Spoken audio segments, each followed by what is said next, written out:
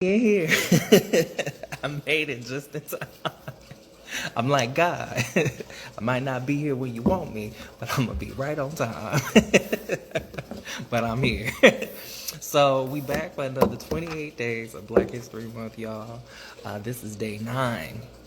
Day 9 of the 28 days of Black History Month. And tonight, won't keep you guys long, but I wanted to discuss somebody that's near and dear to my heart, somebody that I owe everything, somebody that's paved the way for literally every person who's in the film industry, and quite honestly, who's paved the way for all of us as Black Americans and Black people all over the world, to be quite honest. That person is none other than the father of film, the father of Black American film, Oscar Mischeaux. Oscar Micheaux is literally the first Black American filmmaker to ever make films in this country. Oscar Micheaux, had there not been an Oscar Micheaux, you wouldn't have the Tyler Perrys of the world. You wouldn't have the Spike Lees of the world, the Bill Gunns of the world. You wouldn't have the Julie Dashes of the world, the Gina Prince Woods of the world. You wouldn't have the Marvin Van Peebles of the world. Like, all these influential people looked to Oscar Micheaux and his work and followed in the footsteps of him. Oscar Micheaux, one thing that I absolutely love about Oscar Micheaux is that with his films, he was very adamant about changing the narrative. You have to understand, like, Oscar Micheaux, he was born on January 2nd, 1884, and whenever he was starting to make these films, like, it was the early 1900s, you know what I mean? He was around when the first films were made. The first film in America, and the first film in general, being Birth of a Nation, which was a racist, anti-Black propaganda film, which was very interesting whenever you just take on, I'm getting a little ahead of myself, but whenever you take on, or I guess take into consideration the conversations that we've been having in film, especially Black American film as of late. But, he definitely was just super prolific. He was the first. He was literally the first. We're talking Oscar Micheaux.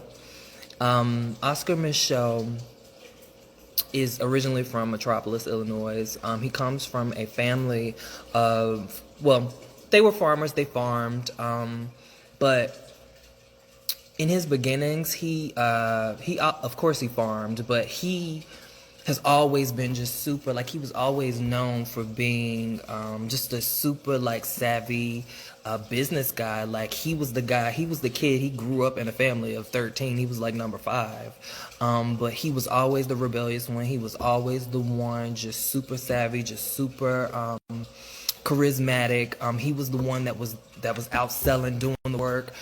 He was the one who, he was very much so different than his other siblings, and he got chastised a lot. He got eventually they sent him off to live, he ended up getting sent off to live with his brother in Chicago. But with everything that he did, from the farming to whenever he went to Chicago and he was doing marketing, to when he was waiting like his brother, which he kind of, he had higher aspirations, and he knew that wasn't what he wanted to do.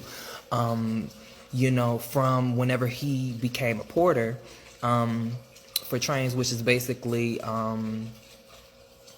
sort of like the sleep car attendants.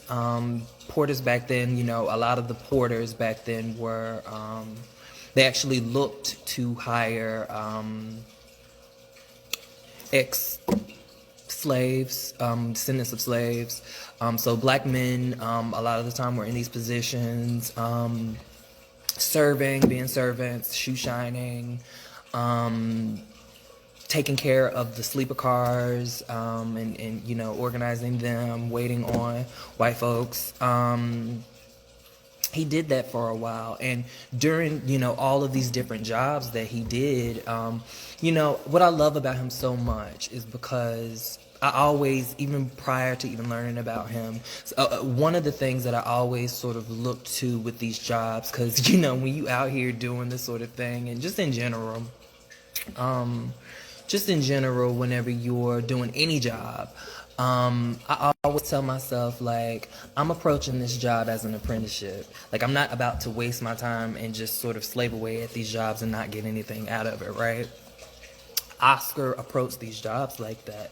He was always, busting his butt, making the best of these jobs, making connections, networking, retaining all of this knowledge, and really,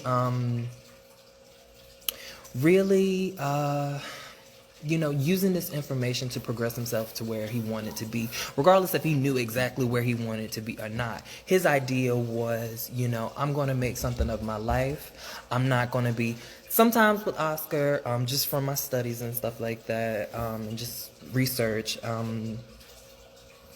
I kind of try, and I have to think about it in terms of the times, because like how we think now is completely different than what it was then. Granted, I mean, some things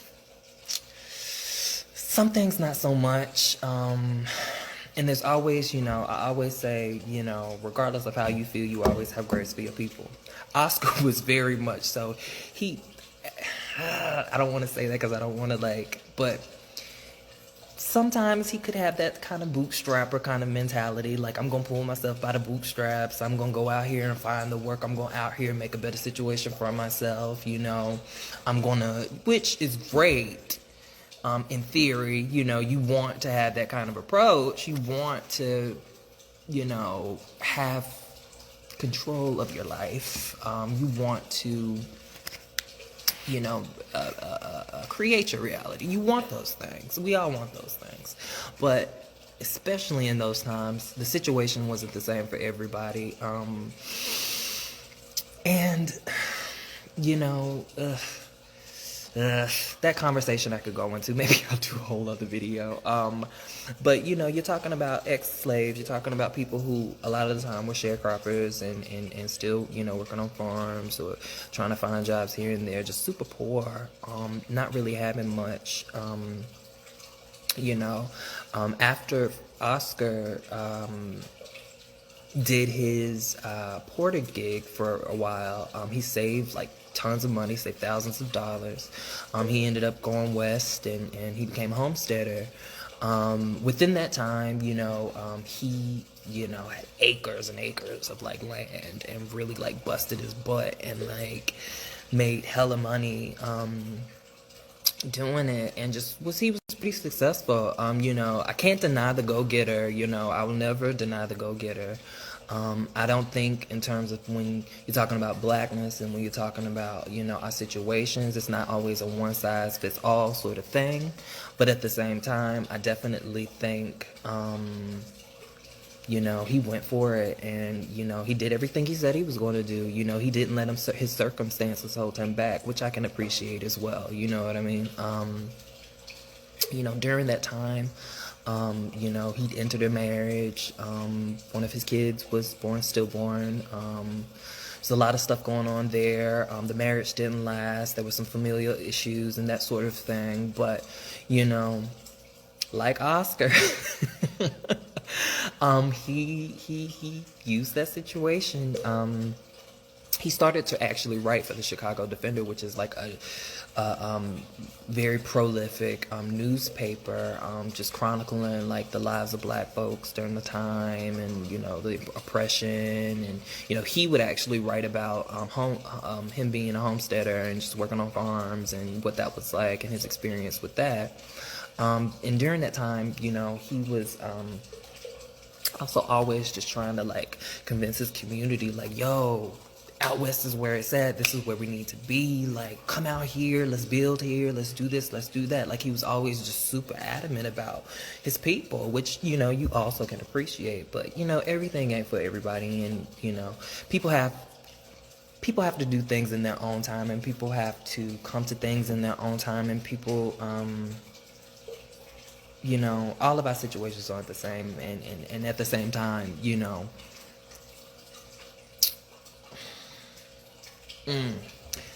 at the same time, in terms of our oppression, it's definitely, you know, but it is what it is. But, you know, just thinking, I just try and put myself in the shoes of the people from back in that time. And some things, you know, might have sounded great, but just given the times and just given what was going on,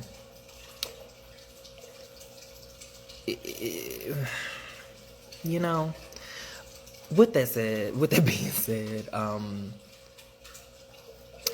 he eventually, you know, decided to stop farming and focus on his writing. He wrote like 7 books. He wrote 7 books. His first book was The Conquest. I said I wasn't even gonna. I did a little thing just so I didn't leave anything out, but like, I got it, okay? The story of a Negro pioneer, which chronicled his time as a homesteader.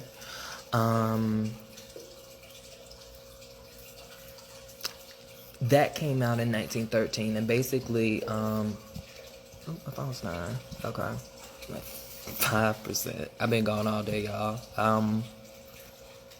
I might need to plug this up like soon. Anyway, basically in the book, he basically covered it was sort of like a city Negro versus out west Negro type vibe, as well as other narratives, which I think he also used some of it was almost autobiographical. Like, he actually didn't use, he kind of, it was like an anonymous sort of Arthur type thing, like Ghost Arthur type thing. He didn't use his actual name, but he did use, characters. The lead character's name was Oscar, but like had like a different name, and he used different names for like his wife and, you know, family members or in-laws and that sort of thing. And he pulled from his life. So yeah, he wrote that. He wrote like 7 other books, but around, I want to say 1918, he was approached by the Lincoln Motion Picture Company. George Johnson of the Lincoln Motion Picture Company, and basically they wanted to turn The Homesteader into a movie. Of course, Oscar being Oscar wanted parts, okay? He wanted to be a part of the process. He wanted to be a part of the process and bringing the film to life.